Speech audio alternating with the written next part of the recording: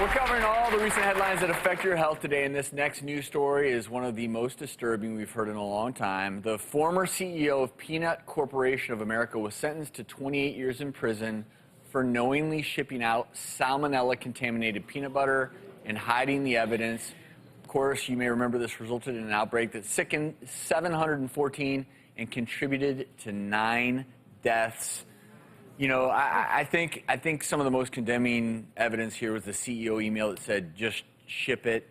You know, this is, I would almost argue that this ruling is revolutionary. It's going to change the way every single corporate member of a boardroom in America views their stewardship of their products. So, I mean, obviously I hate that all of this happened.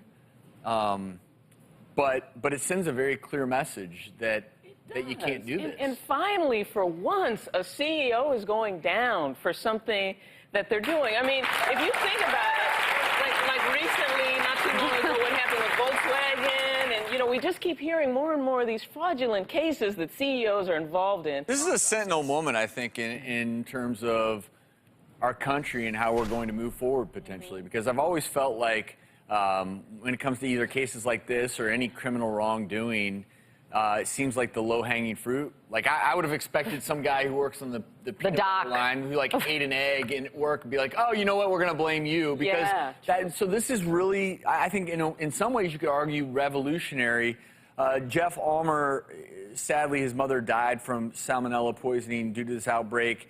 Jeff joins us via Skype. And Jeff, I'm just curious, what are your thoughts? Are you satisfied with this sentence? Does it in any way, shape, or form make you feel better?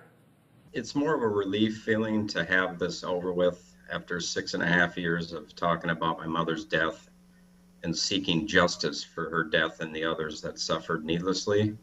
So I'm more relieved, but I am satisfied with the punitive amounts that were sentenced. It was black and white. They knew it was contaminated. They shipped it out. They duped their customers like Kellogg's.